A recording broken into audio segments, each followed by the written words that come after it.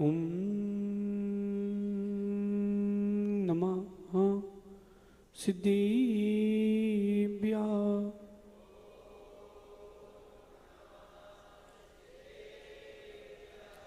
ओम नमः सिद्धिभ्या।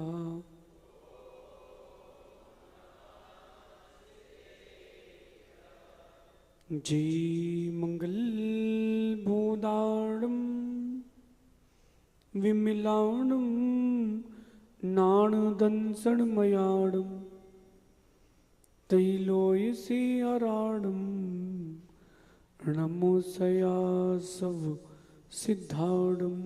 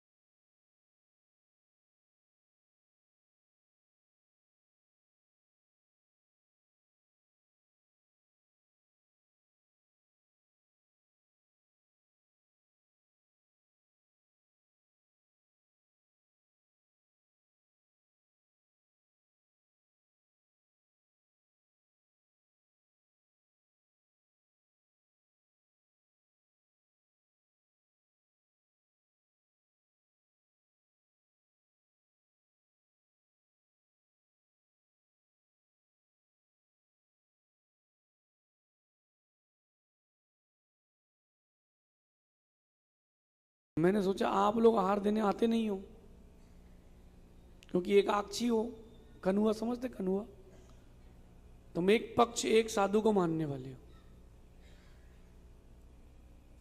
मैंने उनसे कुछ नहीं कहा, लेकिन प्रवचन के ठीक पहले उन्होंने एक बात बोल दी स्टेज में। अब मैंने कहा दादी क्षमा करना, आज तो एनकाउंटर, अब तो गए। फिर मैंने पूछा, बड़ी सभा थी, प्रवचन की सभा थी, निखिल हमने पूछ लिया उनसे कि मैंने सुना है कि आपके नगर में एक जैन के यहाँ बर्तन धोने वाले की बहू आई है। बोले हाँ आई है। और मैंने कहा उन्होंने 10 करोड़ रुपए 11 करोड़ रुपए दान दिए और उनके यहाँ आहार हो गए साधुओं के। बोले हाँ हो गए।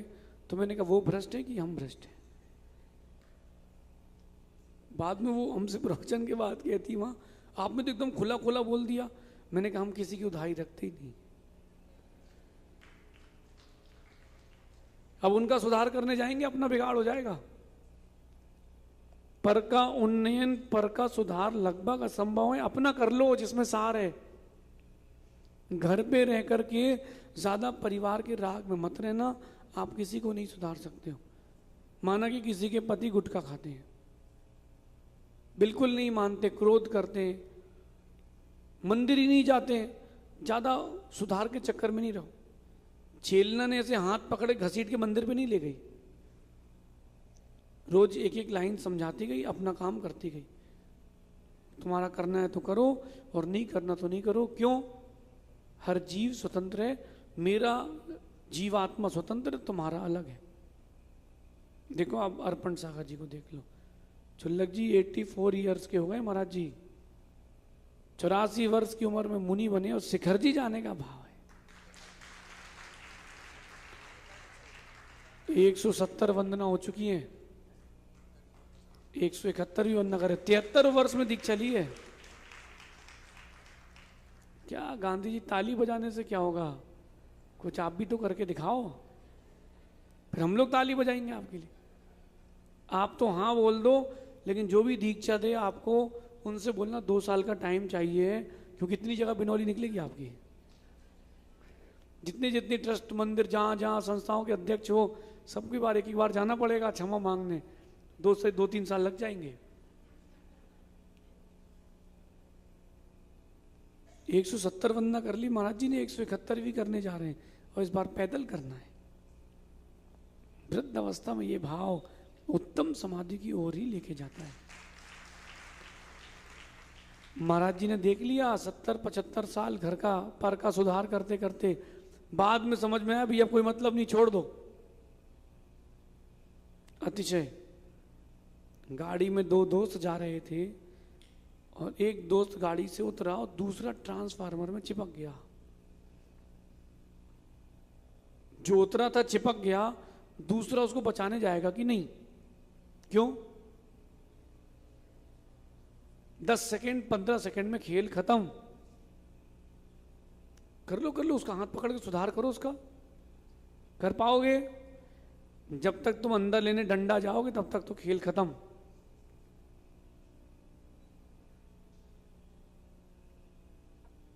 इसलिए मैं ये नहीं कह रहा कि परोपकार नहीं करना, एक लिमिट तक ही करना है, उसके बाद ज्यादा आप गए तो खत्म। जिन आगम में लिखा है कि आपको अपने बच्चों के विवाह करने की छूट है, बच्चों के भी विवाह की छूट नहीं है। इसी में लगे रहोगे तो अपना कल्याण कब करोगे? मंदिर में बैठी दादियां यही देखती रहती हैं, कौन को मोड़ा आ गओ और कौन को मोड़ा चलो गओ। किसका बेटा आ गया, किसका चला गया। हाँ हाँ बेटा आओ बेटा। जितने बच्चे लोग ध्यान सुनना, अगर कोई दादी दादा मंदिर पूछे किसके बेटे हो, मतलब निपटाना चाहते हैं। मैं आपको अपनी बताऊं चिराग, सुबह सुबह बात होगी 2007 की। सुबह सुबह मैं दुकान खोली, मैं दुकान में बैठा ही था, एक अंकल आ गए, बोले तुम तो हाँ बोल दो। मैंने कहा आप शांति से बैठ जाओ, क्या हो गया? तुम तो हाँ बोल दो। अरे मैंने किसके लिए हाँ बोल दे? अब तुम बोलो कि तुम्हारी दुकान हमारी, हाँ बोल दिया, हमने तुमसे 1 करोड़ रुपए लिए, हाँ बोल दिया। हाँ कैसे बोल दे, क्या हो गया? बोले एक लड़की देख के लाए, तुम तो हाँ बोलो बस। मैंने कहा देखो ये सब बातें आप पिताजी से करो, हमको मत फंसाओ। नहीं तुम तो बुलाओ पिताजी को। अरे मैंने कहा वो भोजन कर रहे हैं, आप 10 मिनट बैठो तो। मैंने कहा भैया अगर इनका रिश्तेदार है तो शादी करना ही नहीं है। कि चलती ट्रेन में चढ़े हुए हैं, एकदम ट्रेन रुकी नहीं, कूद रहे हैं। 10 मिनट बैठे, पिताजी आए कहते अरे तुम तो हाँ बोलो बस। पिताजी बोले किसके लिए हाँ बोला? अरे एक लड़की देख के लाए इसके लिए, आप तो हाँ बोलो, कुंडली भी मिलवा ली है। अरे मैंने कहा अंकल तो फंस गए, कुंडली निकली नहीं है, क्या मिलवाएंगे? मैंने कहा आपने कौन सी कुंडली मिलवाई बताओ। सो मिलवाई, उन्होंने दिखाई। अरे मैंने कहा बड़े भैया की है, उनकी तो हो चुकी है, दूसरी थोड़ी ना करना है। अरे यार बोले कोई बात नहीं, वो तो मिल जाएगी, तुम तो हाँ बोलो। मैंने कहा आपसे निवेदन है, हाथ जोड़ के विनती है, आप दुखी हो, हमको सुखी रहने दो। वो लड़की बहुत अच्छी, मैंने कहा तो आप कर लो। मैंने कहा अपने बच्चे करा लो, हमको क्यों लपेट रहे हो? मैंने कहा देख रहे हो पर के सुधार में क्यों निचका बिगाड़ करो। और सुनो जो दूसरों की शादी करवाते हैं ना, भले बच के रहो भैया, लड़का या लड़की अच्छा निकल गया तो वो कुछ प्रशंसा नहीं करेगा, और देवेंद्र दादा अगर कुछ गड़बड़ हो गया तो यही बोलेगा बोले इनने करवाई है। जिसकी अच्छी निकल जाए तो ठीक है, नहीं निकले तो मामा फूफा को जिंदगी भर पूछते हैं कि फूफा जी ने कहाँ चिपका दिया हमें। पर का सुधार असंभव सा है, अपने सुधार की ओर आओ, क्योंकि पर के सुधार में सिर्फ और सिर्फ हानि ही है। पर के सुधार में हानि ही है। मैं ये नहीं कह रहा कि अपन किसी को मार्ग ना दिखाएं, मैं ये कह रहा हूं कि अपन स्वयं मार्ग दिखाते दिखाते मार्ग से भ्रमित ना हो जाए। मां जब बच्चा बात नहीं मारता तो क्या करते हो? 2 चांटे मारते हो, उसको उल्टा टांग दो, गरम गरम कोई बर्तन चिका दो। आपने तो कर लिया, पाप बंद किसको हो गया? बोलो। एक तो पिता ने 4थे 5वें माले में उसकी छोटा सा बच्चा 3 साल का, बात नहीं माना था, छज्जे में ले गए, बोले गिरा दूंगा। वो बच्चा हिला, गिर गया। अब रो, छाती पीटो, क्या कर लिया? स्वयं का सुधार करो। और वो स्वयं का सुधार जिन वाणी के श्रवण और पठन से आता है। किससे? जिन वाणी को सुनो, जिन वाणी को पढ़ो, जिन वाणी को लिखो। अंजुल भी आप किसी को नहीं बदल सकते, खुद को बदलना पड़ेगा। हो सकता है कोई 2 भाव में साथ छोड़े, कोई 10 भाव में साथ छोड़े, हो सकता है इसी भाव में छोड़ दे। आपको ही जागृत होना पड़ेगा। पर के सुधार में सिर्फ और सिर्फ हानि है। एक समय तक ही पर का सुधार होना चाहिए, एक समय तक, उसके बाद नहीं। मां आप लोगों से कह रहे हैं, आप लोग बहुत ज्यादा संक्लेशित हो जाते हो। बच्चा नहीं पढ़ रहा, अब नहीं पढ़ रहा तो नहीं पढ़ रहा, उसके भविष्य का क्या होगा महाराज जी? एक समय तक समझाओ, फिर जाने दो, आपके भविष्य का जो हो रहा है वो होगा। पूत का पूत तो का धन संचय, पूत सपूत सो। तुम कितने ही जोड़ लो। अभी देखो आईपीएल चल रहा है ना, ऐसे लाखों परिवार हैं जिनके यहां 5-5 पीढ़ी का खत्म हो गया एक मैच में। पूत कपूत सुका धन संचय, कमाएगा ना वो। पिता का इतना कर्तव्य है कि उसके लिए घर दे दे बस, बाकी तू अपना देख। विदेश में तो ये भी नहीं मिलता, 18 के हो गए अपना देखो, तुम जानो तुम्हारा काम जाने। भारतीय लोग हैं जो विशेष प्रकार के पागल प्रजातियां हैं। क्यों कह रहा हूं? लोभी, लालची, रागी, 5 पीढ़ी 10 पीढ़ी तक की व्यवस्था बना रहे हैं। प्रदीप भाई कितनी की व्यवस्था बनाना है? 2-4 पीढ़ी की तो है, नहीं है? अब और कितने की बनाना है? अब और कितने की बनाना है? ज्यादा के चक्कर में जो है उसका आनंद नहीं ले पाओगे। बताऊं कैसे? पंगत में गए, आप में से कोई एक व्यक्ति पंगत में गया, पंगत समझते ना? सो उसने क्या किया, कटोरी थी नहीं तो दाल उसने रख दी, सब्जी क्या में रख दी उसने, प्लेट में। तो उसने प्लेट, कटोरी थी एक, तो उसने सोचा कटोरी में तो गड़बड़ हो जाएगा, कम आएगी, तो उसने कटोरी उठा के थाली के नीचे लगा ली, प्लेट के नीचे। भैया दाल सब्जी इसी में दे दो आप। दाल सब्जी एक तरफ आ गई, उसने सोचा मिक्स तो हो जाने दो, पेट में भी मिक्स होनी है, लेकिन लालची ज्यादा के चक्कर में एक आया रसगुल्ले रसगुल्ले रसगुल्ले रसगुल्ले, गुलाब जामुन गुलाब जामुन, तो उसने वो जो नीचे वाली कटोरी थी ऊपर रख दी। तब तक दाल रोटी सब बराबर हो गई, नमक में सब्जी, मिर्ची में दाल, और रोटी के अंदर से चटनी, खाओ गई जैसे सानी। 2 रसगुल्ले के चक्कर, उसने कहा और तो बोले 2 ही मिलेंगे बस चलो। जब तक वो बात कर रहा था पापड़ बेचारे तैर गए।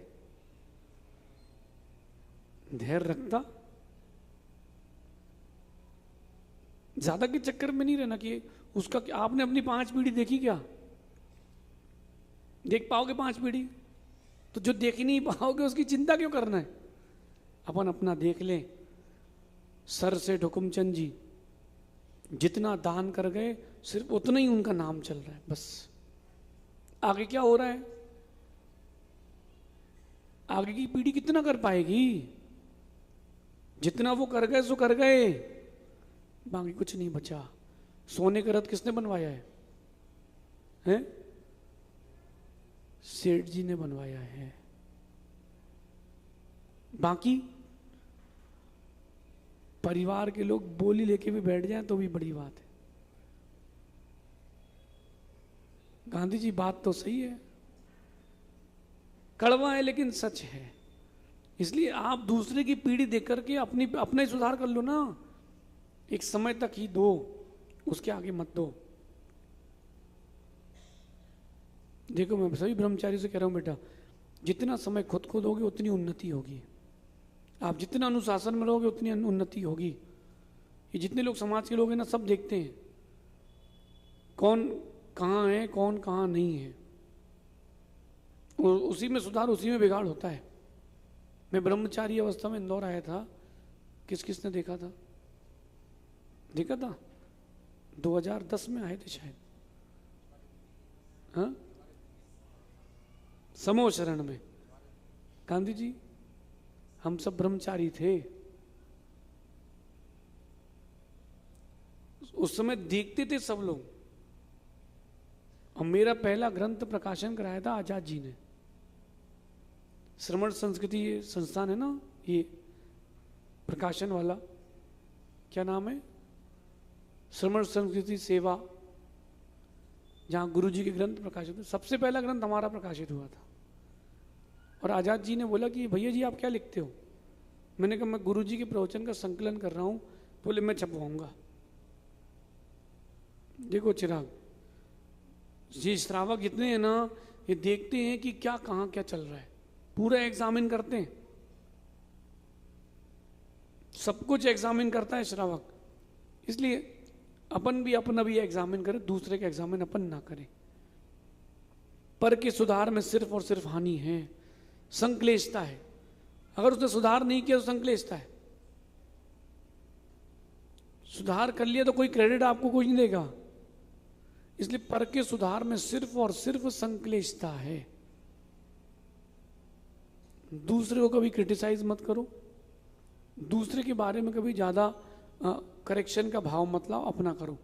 देखो प्रमेश सागर जी, समझाने के बाद अगर कोई, आप किसी को बहुत अच्छे समझा रहे हो, अपना मान के समझा रहे हो, और वो बात नहीं माने, गुस्सा आता कि नहीं? नहीं आता? कि हम समय बर्बाद कर रहे हैं कि तुम्हारे लिए? क्या उतना ही करो जितना जरूरी है, बस आप अपनी वैल्यू बनी रहे, उतना ही सुधार करना कि आपकी वैल्यू बनी रहे। बच्चा आपसे डर डर के पीछे भाग नहीं जाए, उतना ही सुधार कराना। बाकी तेरा भविष्य तू जान, मैं अपना भविष्य सुधारूंगा। आपकी आत्मा और आपके बच्चे की आत्मा अलग अलग है कि एक ही है? हैं? एक ही है? अलग अलग है। आपके और आपके पति की आत्मा, पिताजी की आत्मा, आपके और आपकी पत्नी की आत्मा एक ही है? अलग अलग है ना। परिवार की आत्माएं अलग अलग है ना। अपना करो कल्याण, अपना होगा कल्याण। बताओ। रावण सीता के पीछे कई भावों से पीछे पड़ा था और विभीषण लक्ष्मण उसको बचाते थे और दोनों मर जाते थे। राम हमेशा स्वर्ग चले जाते थे। पढ़ो कथा पद्म पुराण में। राम ने हमेशा अपना सुधार किया और इन्होंने दूसरे का किया, सो निपट गए। अपने सुधार की ओर आओ, अपने सुधार की ओर आओ। संक्लिष्टता नहीं होगी। संक्लिष्टता होना यानी सब कुछ जीरो है, सब कुछ जीरो, सब कुछ जीरो है। एक फटाके की फैक्ट्री में आग लग गई, बताओ क्या क्या बचेगा? हैं? क्या क्या बचेगा? तार की फैक्ट्री में लग जाए तो कम से कम कॉपर तो मिलेगा। फटाके की फैक्ट्री में लग गया तो कुछ भी नहीं बचेगा। ऐसे ही है संक्लिष्टता, यानी अपने अंदर फटाके की फैक्ट्री बना के आग लगाना है, कुछ भी नहीं बचेगा। जो तुमने कमाया है, पुण्य विशुद्धि, सब खत्म,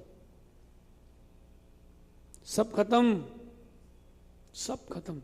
पर के सुधार में संक्लिष्टता की संभावना है, समय की बर्बादी है, समय की बर्बादी। आप बाहर खड़े हो जाओ, किसी को कितनी समझाओ, उसको उतनी समझ में आएगा जितनी समझ है। सिर्फ और सिर्फ समय की बर्बादी है। अच्छा, जैसे लोग मेरे पास आते हैं कुछ ना कुछ पूछने के लिए, अगर आपके पास दिन में 200 लोग आए तो आप टाइम दे पाओगे कि नहीं? है? बताओ ना, दे दोगे? 100 लोग आएंगे तो क्यों? अरे महाराज, जितने काम है, खाना बनाना है, बच्चों को संभालना है, आप लोग दे दोगे टाइम? हाँ? फिर हम कैसे दे पाएंगे? बोले महाराज आप तो फ्री रहते हो ना, काम क्या है? अरे भैया, अगर साधु के पास स्वाध्याय का कार्य नहीं है तो जीवन अस्त व्यस्त है। देखो, स्वाध्याय नहीं करेंगे तो क्या करेंगे? चिराग फिर बैठ के ये तो बातें करेंगे, ये तो वसूली करेंगे। इसलिए साधुता इसी में है। अपने सुधार में लगे रहो, समय बचेगा और यही समय काम आएगा। जो लोग पर के सुधार में लगे रहते हैं वो लक्ष्य भ्रमित हो जाते हैं। लक्ष्य भ्रमित समझते हैं ना आप? जो टारगेट था वो कहीं और रह जाएगा। जितना जरूरी उतना जरूर करना, लेकिन हद से ज्यादा उसमें डूब मत जाना। आप लोग मुझसे बातें करने आते हो ना, जो आपने बात की ना मैं अंदर रखता नहीं हूं, मैं वहीं भूल जाता हूं। मैं कैसे जीऊंगा? कोई का डॉक्टर है यहां पे सभा में? कोई नहीं डॉक्टर? एक आध कोई डॉक्टर? गौरव, डॉक्टर अगर मरीज की बीमारी घर तक ले आए तो क्या होगा डॉक्टर का? सबकी, किसी को कैंसर, किसी को किडनी, किसी को लीवर, किसी को सर्दी खांसी बुखार, बताओ क्या होगा? डॉक्टर जी नहीं पाएगा। बात समझो, ज्यादा दूसरों को सुधार करोगे, उनकी बातें अपने पास लाओगे, लक्ष्य भ्रमित हो जाओगे। टारगेट में रहो। और कह रहे हैं नकारात्मकता की संभावना है। अरे यार वो तो कुछ कर ही नहीं पा रहा, अरे यार वो तो कुछ कर ही नहीं पा रहा। उतने में तुम्हारा लक्ष्य और गया, तुम और नकारात्मक हो गए।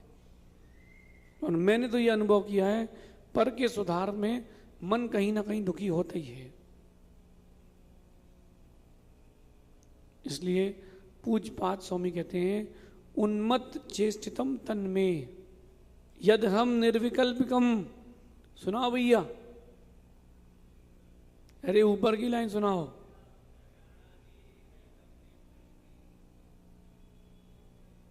पर को उपदेश देना, पर को समझाना, उपाध्याय आदि के द्वारा।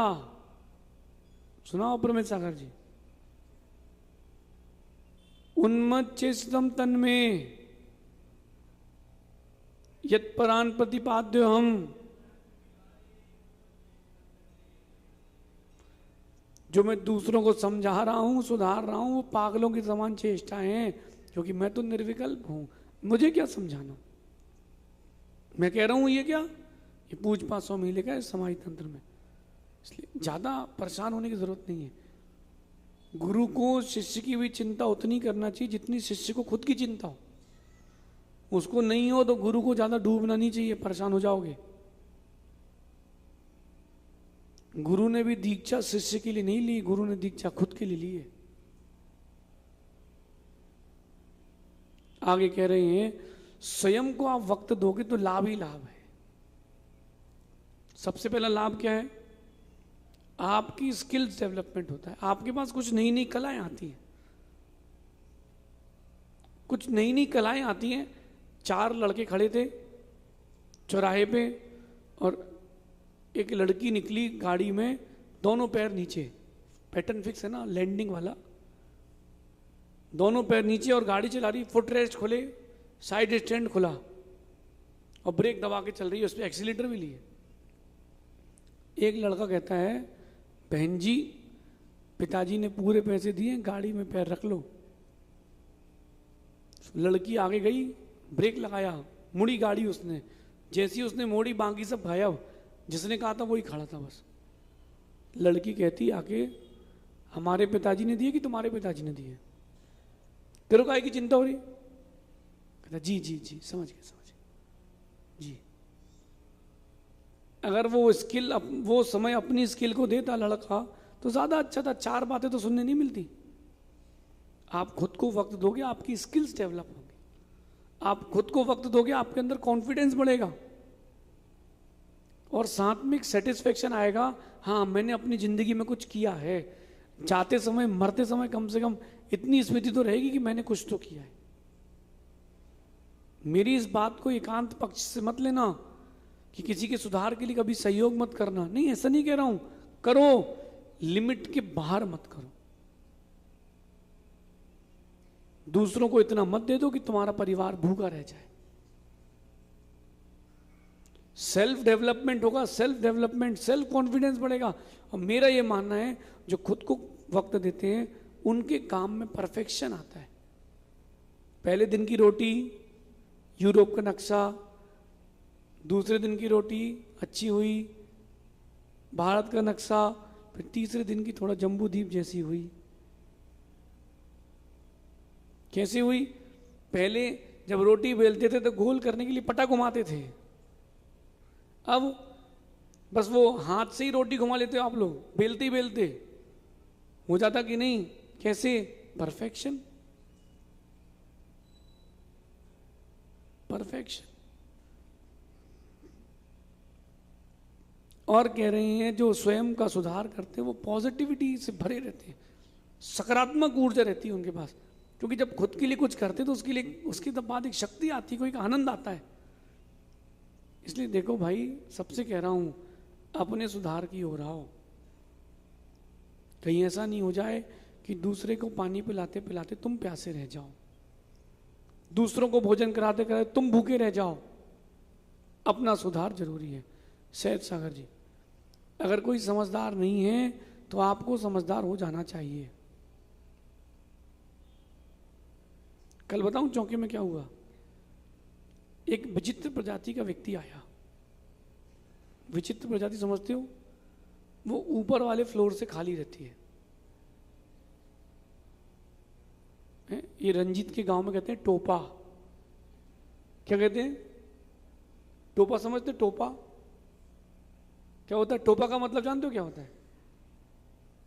जिसके पास दिमाग नहीं हो वो टोपा। सो ऐसा कल एक सज्जन आया, चिराग, उसने एक सब्जी कटोरी हाथ में ले ली, ठीक है, कटोरी हाथ में लिया और भैया कुछ दे रहे क्या, भैया कुछ दे रहे क्या, वो यही करता रहा। मेरे 2 रोटी हो गई अंदर, वो यही करता रहा। हमारे ड्राइवर भी पीछे देख रहे थे उस समय। अब मैंने कहा भैया यार, जी आदमी बिजू का जैसा खड़ा होकर ना दे रहा है ना देने दे रहा है। अब बताओ ऐसे आदमी के लिए क्या करोगे आप?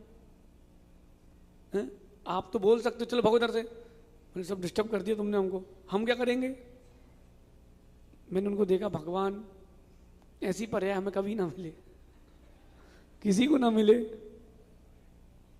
अगले के हाथ में जो है वो चला ही नहीं रहा, इसलिए पगला है।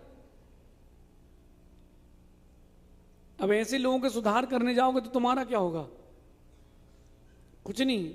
बड़ी देर बाद एक को दिमाग आया, उसने कटोरी ली, दूसरे को दे दी, बोले भैया आप जाओ 10 मिनट बाद आना। मैंने कहा चलो भगवान, किसी ने तो सुनी हमारी।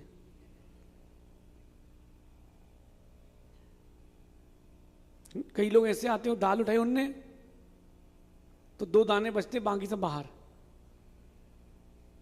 कुछ तो ऐसे आते कि अपने चाहिए, देखो ऐसी अंजलि करें, अंजलि खाली है, इसमें वो चटनी डाल रहे हैं, आती है। क्यों? उनको इतना पता है कि अंजलि में डाल के भाग जाओ तुरंत मोक्ष, पीछे पलट के देखने ही नहीं है। देख लोगे तो रुकना पड़ेगा संसार में, बस तुरंत सा नमोस्तु, भगो भगो जल्दी भगो, जैसे बम लगा के भगते ना, ऐसे। कोई अब आते तो क्या कर सकते हैं? अब ऐसे लोगों का सुधार क्या करोगे? अब ऐसे लोगों के लिए उपेक्षा भाव, कोई बात नहीं, अपनी पाप कर्म का होता है कि ऐसे लोगों के बीच में अपन आए हैं। अगर ये पहले पैदा हो जाता या हम पहले हो जाते तो ठीक था, हम वो एक ही टाइम पे पैदा हुए तो क्या कर सकते हो? झेलो, समझ रहे क्या? इसलिए पर का उन्नयन जरूरी नहीं, अपना जरूरी है। सकारात्मकता बनी रहती है। मैं तो उस समय चिंतन कर रहा था, देखो अच्छे से, मैं क्या सोच रहा था, भगवान ये मेरे पास अभी 2 मिनट के लिए खड़ा हुआ है तो मेरे को इतना सब गड़बड़ हो गया हमारा माहौल। बेचारा पत्नी के साथ घर में रहता, शादी को कम से कम बुढ़े थोड़े से एजेड थे, 30 साल तो हो गए, बेचारी पत्नी कैसे झेल रही होगी? हम तो ये चिंतन करते हैं। फिर अपने सोचा कि मन ही मन हमने पीठ ठोकी, बेटा तुम बच गए, क्या करोगे? स्वयं को वक्त दोगे तो सकारात्मकता। और सुनो, अगर आप स्वयं को वक्त दोगे तो स्वस्थ रहोगे, शारीरिक मानसिक स्वस्थता रहेगी। खुद को वक्त दो। चुल्लक जी, अब रिश्तेदार कभी कभी तो आते हैं, थोड़ा बोल ले। सुनो बताऊं मैं आपको, जो गुरुजी ने हमको बताया, रिश्तेदार साल में 5 बार आते हैं, मुश्किल से मुश्किल, साधुओं के अलग अलग सब मिला करके। और अपन को लगता है नए नए दीक्षार्थियों के कब आते हैं? वो यही देखने आते हैं कि हमारे महाराज कितने विरक्त हैं। अब ऐसा मायाचारी मत करना। कई कई ऐसा कर लेते हैं, मायाचारी घर से बैठ जाएंगे, घर के लोग नमोस्तु करें, वहां से चिराग आ गया, बढ़िया। तो सोचिए हमने कौन सा पाप कर लिया?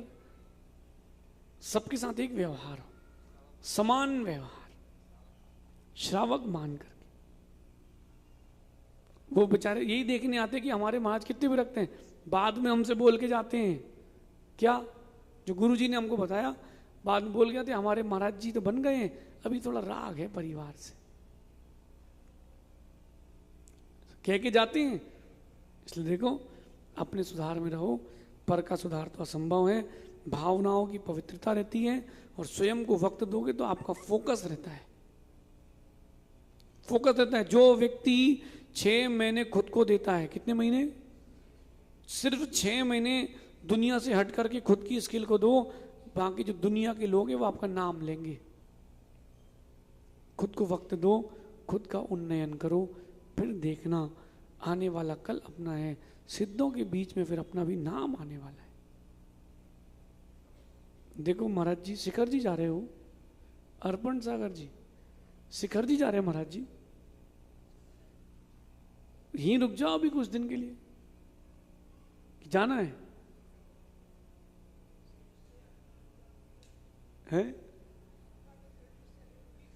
हाँ, वो कह रहे हैं हमारी आत्मा का दृढ़ निश्चय है, सिद्धों के पास जाना है, वहीं से सिद्ध बन के ऊपर जाना है।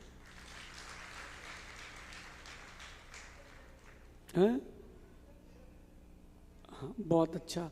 हम तो आपकी दीक्षा की अनुमोदना कर रहे हैं कि बहुत कठिन है, वृद्ध अवस्था में ऐसा विचार ला पाना कठिन है। आप धन्य हो और गुरु जी ने आपको दीक्षा दी, वो भी धन्य है। कितना कठिन है। और आप लोगों का क्या है, समाज तो उगते सूरज को सभी नमस्कार करते, ढलते सूरज कोई देखता ही नहीं है। सही है ना। देखो महाराज को समझ में आ गया, वृद्ध होने के बाद भी साधु दीक्षा क्यों लिए, पर का सुधार लगभग असंभव है। महाराज जी देवी भी है आपकी पत्नी है, श्वास छोड़ दी है?